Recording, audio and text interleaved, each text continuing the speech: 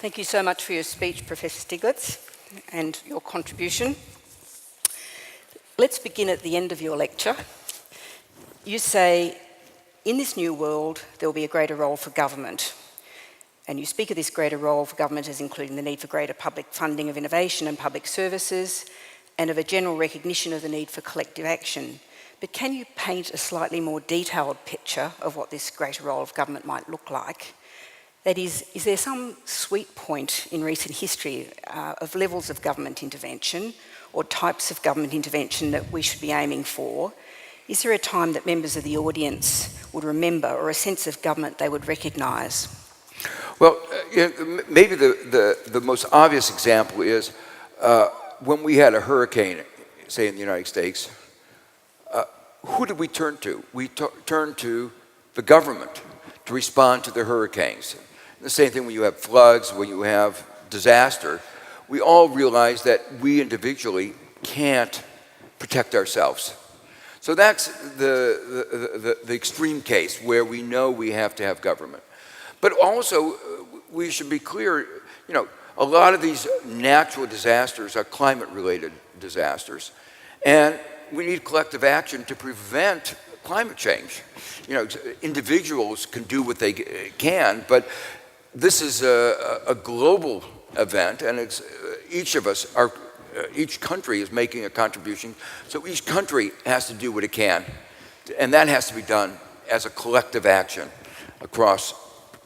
within the country and across countries. I think of there being three major areas where you need collective action. The first, markets don't exist in a vacuum. They have to be structured. They have to be structured with rules and regulations. We saw what happened when we structured them the wrong way with our banks. And so you have to have public decisions about the rules and regulations to make the market economy function. The second thing is you need investment. And I talked about research, infrastructure, technology. If we're going to have shared prosperity in the future, one of the important reasons why we're having the growth and inequality is inadequate investments in education.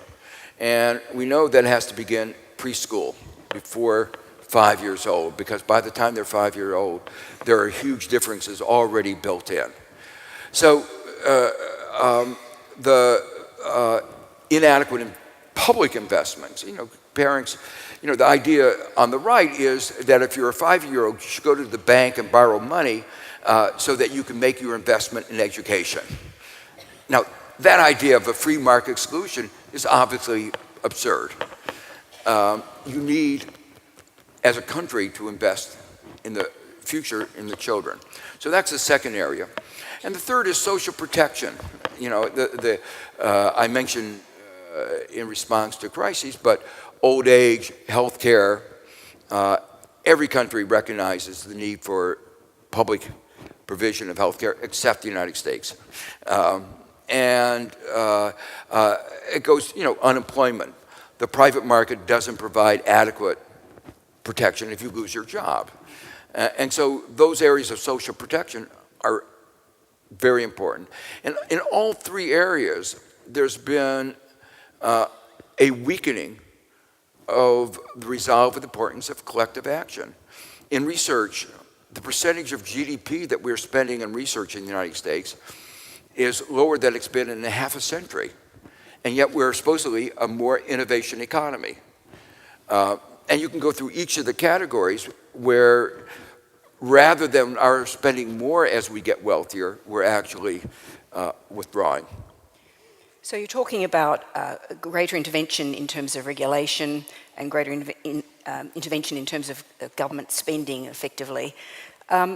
What's the current state of evidence about the relationship between the size of the government sector, economic dynamism, which of course is the free marketeer's great call, and the overall welfare of a society?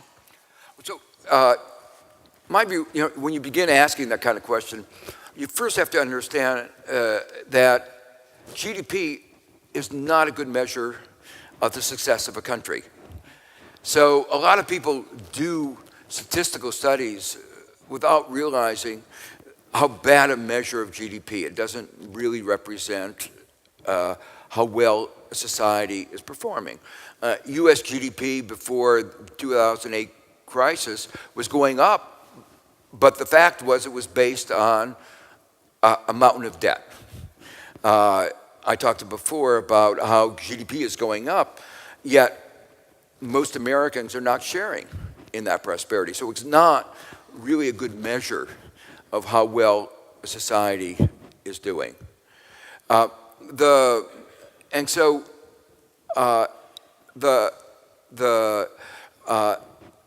studies that have looked at the relationship between the share of GDP spent on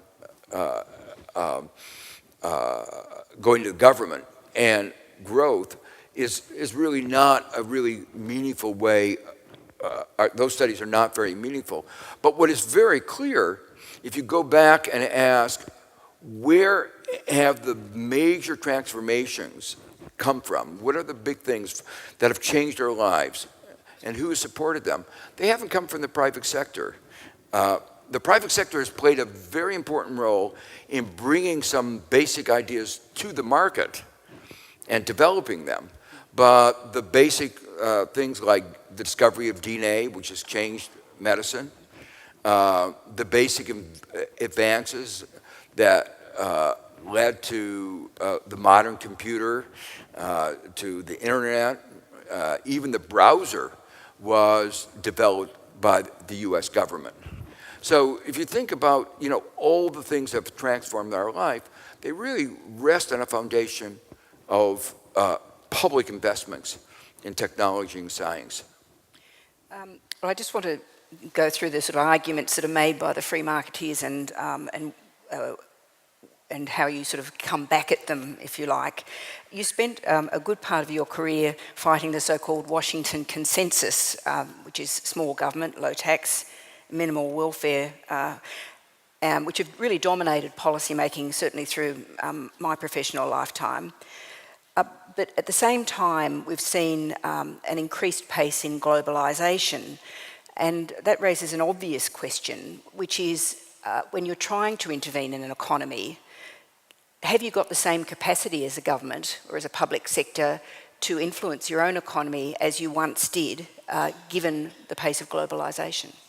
No, I mean, it is clear that globalization has put some constraints on governments, but not in the areas that we've been talking about, in the areas that affect research. In fact, it's even more important for countries to be engaged in those kinds of investment, not in the areas of social protection. I mean, one of the important insights, one of the institutions that pushed the Washington Consensus was the IMF.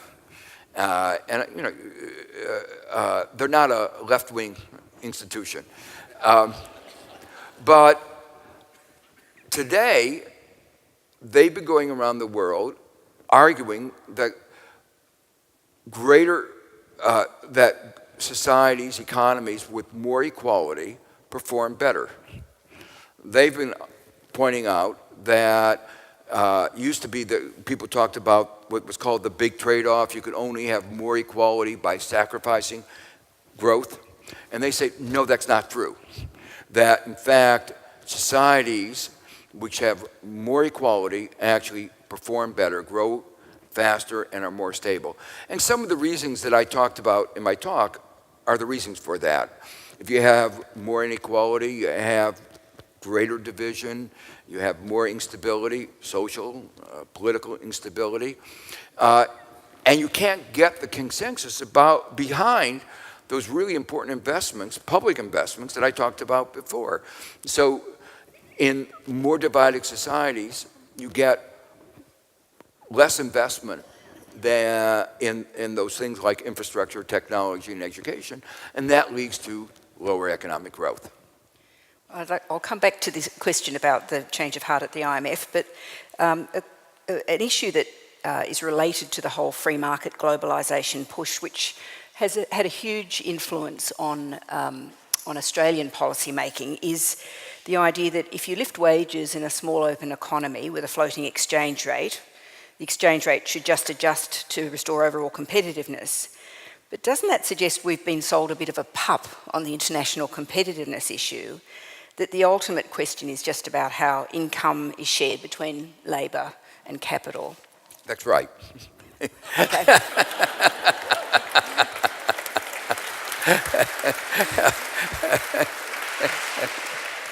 Good. Well, we'll move on in that case. So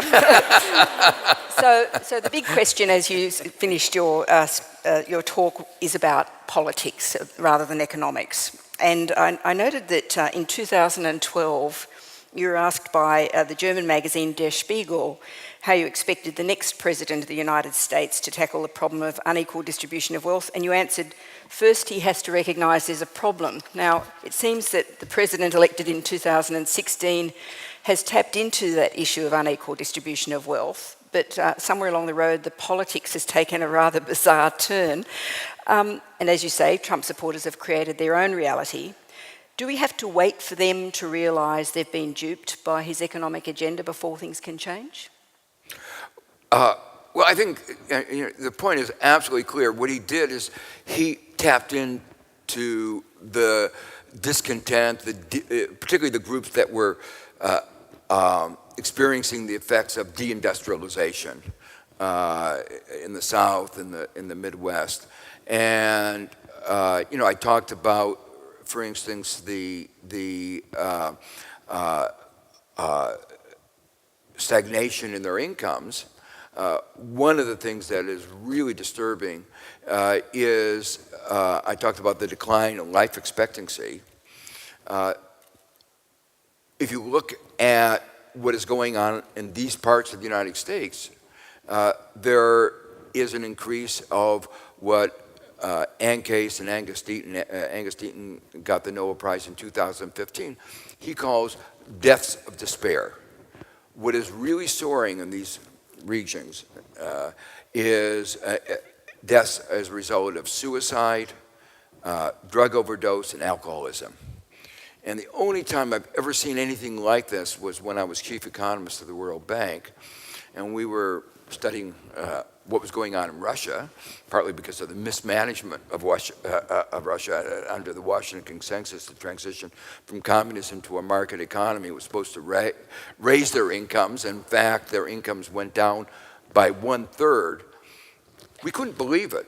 We couldn't believe the data that their incomes were going down when our theory was that moving to a market economy was supposed to raise their income.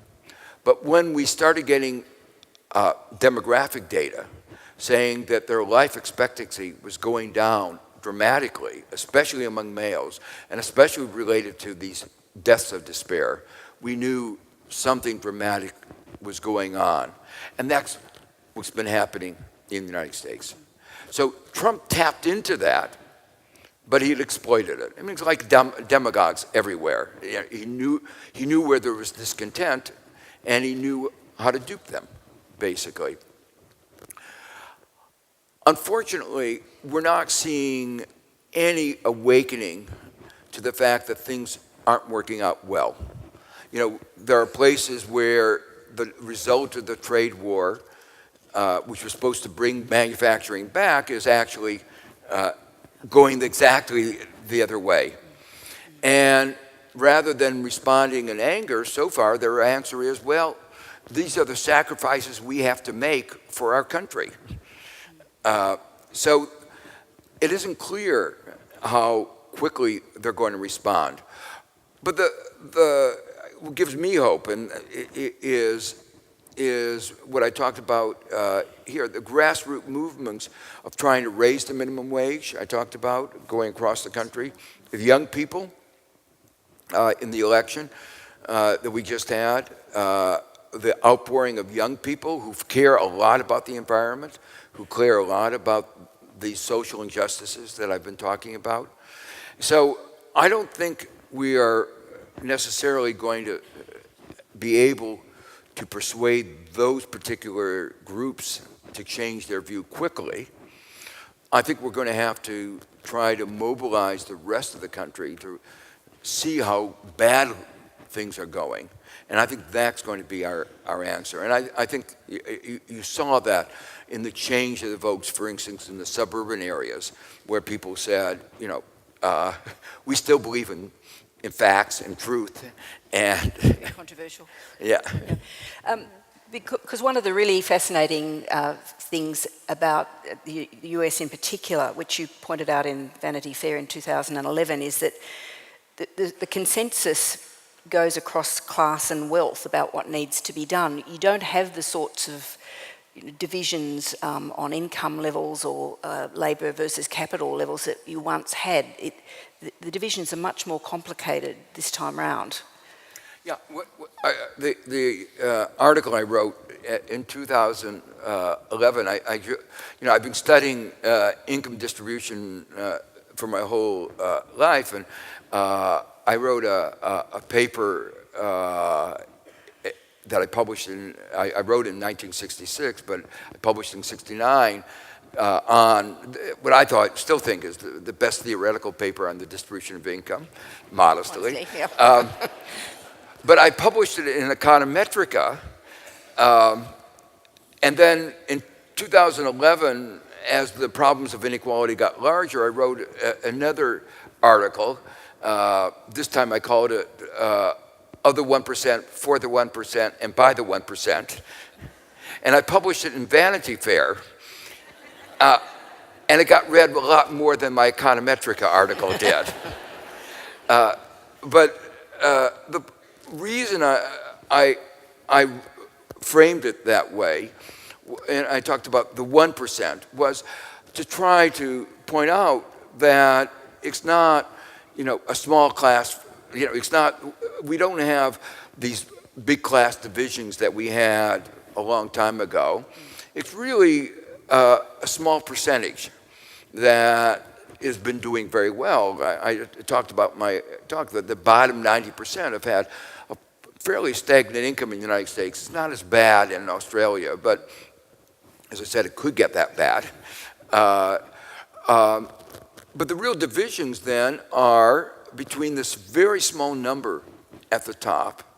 And some of these numbers are really staggering. Oxfam comes out with a study every year at Davos, where the muckety-mucks get together every January, and they try to graphically depict what's going on by saying, how big of a bus would it require to have as much wealth as the wealth of the bottom 3.8 billion people?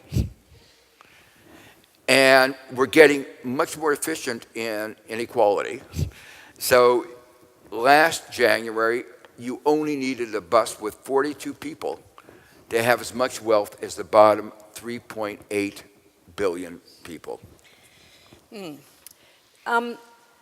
We don't have a lot of time, but there's two questions I want to ask you, and it goes back to your point about the IMF and economics in general. We talked about politics, but how important is the economic consensus, the Washington consensus, at any point of time when we don't seem to sort of really look at experts anymore with great respect?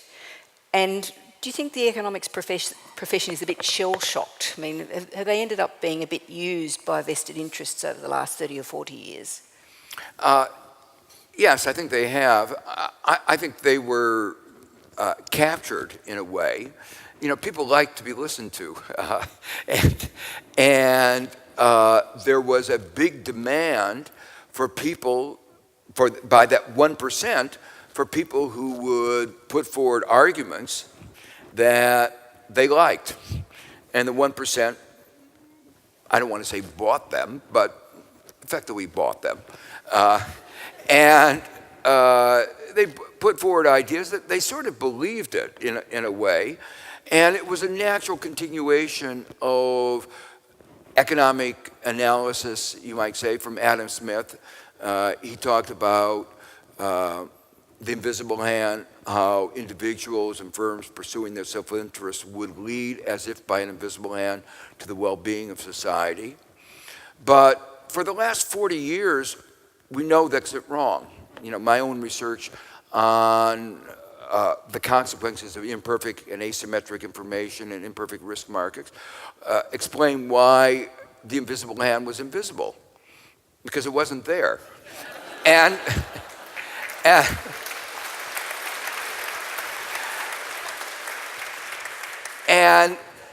so all in this, throughout this era of the Washington Consensus, the advances in economic theory had explained that markets often don't work well, and that you can't rely just on markets.